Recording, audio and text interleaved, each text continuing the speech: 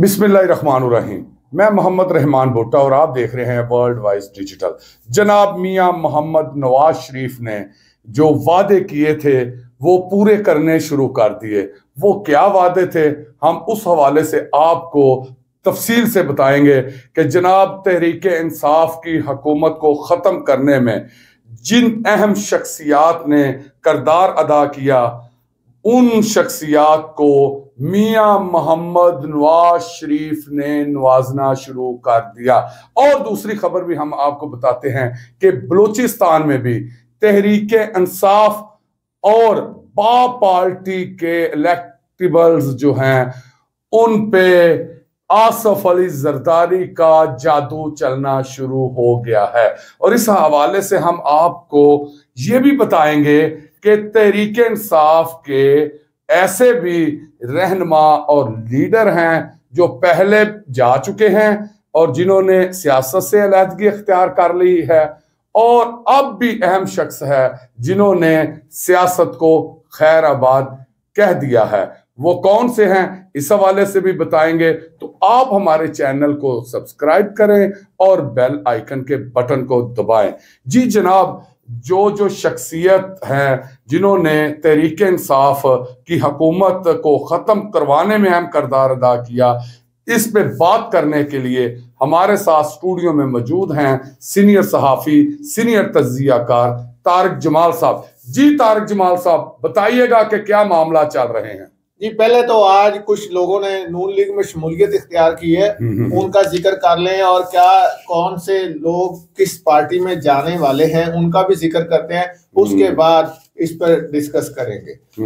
ये साबिक deputy speaker Punjab assembly सरदार दोस्त मोहम्मद मजारी ने मुस्लिम लीग नून में शमूलियत इख्तियार की। इनके साथ जो मुख्तलिफ सूबाई और कौमी असम्बली की अहम शख्सियात हैं जिन्होंने माजी में नून लीग को काफी सपोर्ट किया, नून लीग में शमूलियत इख्तियार करी और नून लीग ने उन्हें गले लगा लिया। वो NA 110 से मौलाना आसफ बाबर सयाल, PP 125 से नीलम सयाल, PP 127 से शेख मोहम्मद यूनुस, PP 128 से खालिद महमूद सरगाना, PP 129 से खालिद गनी, PP 130 अमीर अब्बास सयाल, PP 131 फैसल अयाद शेख याकूब और उनकी एहलिया, PP 267 rice Mohammad Ibrahim, NA 189 रियाज खान मजारी।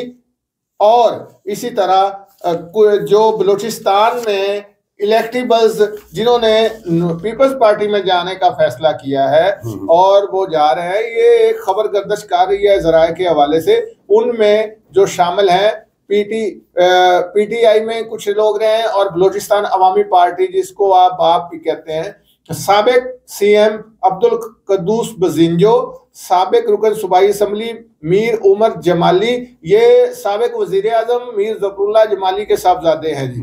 अब उन्होंने पीपल्स पार्टी में शमूलियत का फैसला किया है। बलूचिस्तान अवामी पार्टी से एक ज़ियाउल्लाह खान है जो साबिक सूबाई वजीर दाखिला रहे हैं। ये जराए के खबर है कि वो जाने वाले हैं।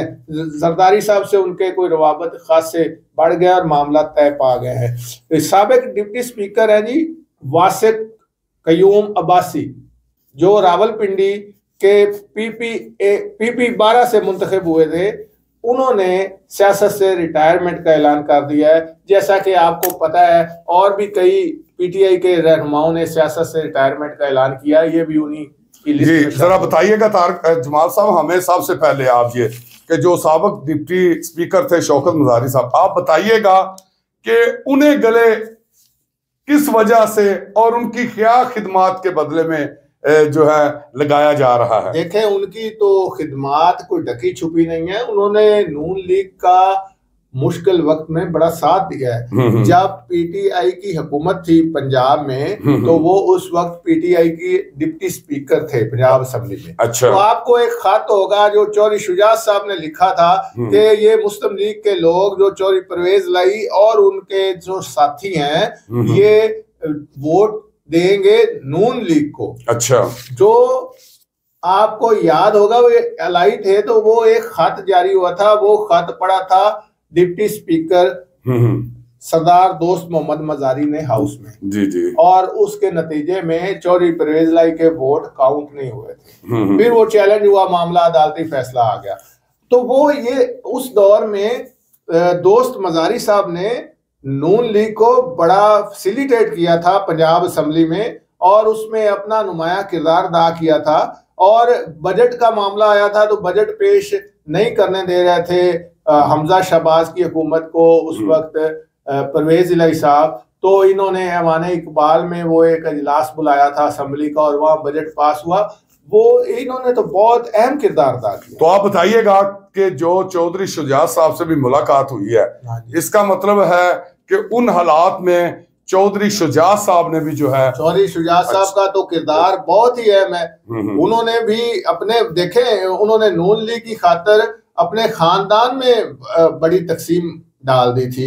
उन्होंने चौधरी परवेज इलाही के खिलाफ एक खत लिखा, और चौधरी परवेज इलाही ने उस वक्त वो उनका खानदान जो है तकसीम ही नून लीग की वजह से हुआ।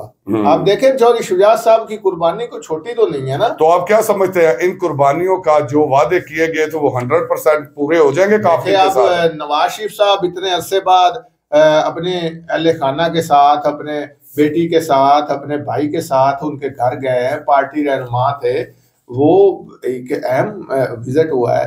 तो अब उन्हें गले लगा रहे हैं, अब उन्हें सीट एडजस्टमेंट भी हो गई है, गुजरात में भी मिलेगी, और भी जो उनको शेयर जहां दे सके वो देंगे। चौधरी साहब को इज्जत दे रहे हैं नवाज शरीफ साहब। तो आप बलूचिस्तान के हवाले से बताइएगा कि बलूचिस्तान में तो पहले मियां मोहम्मद नवाज शरीफ ने भी जो है दौरा किया था, उनका भी बताया जा रहा था कामयाब दौरा है। लेकिन आप बताइएगा कि अब जरदारी का भी जादू वहां पे जो आपके जराए कह रहे हैं कि आइंदा चंद दिनों में सामने आ जाएगा। जरदारी साहब पहले भी एक विजिट कर चुके हैं। अच्छा, वो कामयाब विजिट रहा है। आपको ये 30 नवंबर को जो यौम तासीस की तकरीब थी जरदारी साहब ने उधर मनाई बलूचिस्तान में, तो वो वहां बड़ा कामयाब दौरा किया है उन्होंने। एक दौरा मियां नवाज शरीफ ने किया, एक जरदारी साहब ने। ये अब दोनों की रेस है वहां पे। अच्छा, तो जरदारी साहब भी वहाँ गेन कर रहे हैं, वहाँ इलेक्टेबल्स को अपने साथ मिला रहे हैं, और नवाज शरीफ साहब ने भी मिलाया है, और नवाज शरीफ साहब की भी मजीद कोशिश है। जी तारक जमाल साहब बताइएगा कि देखे पीटीआई के एक तरफ तो जो है वो मुख्तलिफ जमातों में इलेक्टेबल्स जा रहे हैं, दूसरी तरफ वो जो है कि वो इस्तेहकाम पाकिस्तान पार्टी में जा रहे हैं, नून लीग में जा रहे हैं, पीपल्स पार्टी में जा रहे हैं, और जो कहीं भी नहीं जा रहे वो सियासत को खैरबाद कह रहे हैं।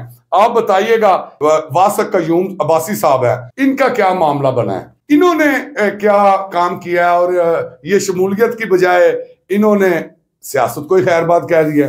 ये वो असद उमर साहब ने जैसे खैरबाद किया, फवाद चौधरी साहब ये उस कोटे के बंदे हैं। जी तारक जमाल साहब बताइएगा, वो सियासी मैदान जो है वो तेजी से इलेक्शन की तरफ जा रहे हैं सारी सियासी जमातें, तो ये इलेक्शन होंगे कि नहीं होंगे? ये इलेक्शन का जो इशू है ना जी, ये बड़ा एक अजीब मरले में दाखिल हो गया है। एक जानब शकूक शुबात ने जन्म लिया है, दूसरी जानब इलेक्शन कमीशन अपनी जगह कायम है कि जी हमने इलेक्शन करवाने हैं। मसलन आज का जो ताजा बयान आया है chief election commissioner of Pakistan अपना सुल्तान सिकंदर राजा साहब का, अच्छा, उन्होंने कहा है कि शफाफ इंतखाबात के लिए पूरी तरह तैयार है। इलेक्शन 8 फरवरी को होंगे। इंतखाबी फहरिस्तों की प्रिंटिंग और तरसील का काम मुकम्मल हो चुका है। चंद रोज में DORs, ROs और दीगर अमला की तैनाती का नोटिफिकेशन जारी कर दिया जाएगा। इधर आज राणा सनाउल्लाह साहब जो पंजाब के सदर हैं मुस्लिम लीग नून के, उन्होंने कहा है कि वो भी नून लीग भी इलेक्शन के लिए तैयार है, और उन्हें यकीन है कि नून लीग जीत रही है, इलेक्शन का इल्तवा नहीं चाहते। लेकिन ऐसा माहौल भी जो हमारे जराए बता रहे हैं कि बनाया जा रहा है जिसमें इलेक्शन को डिले किया जाए, और ऐसे इम्कानात मौजूद हैं।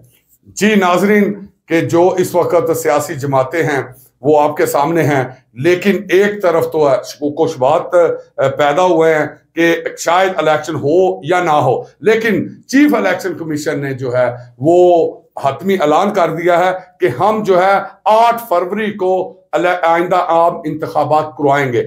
अल्लाह हाफिज।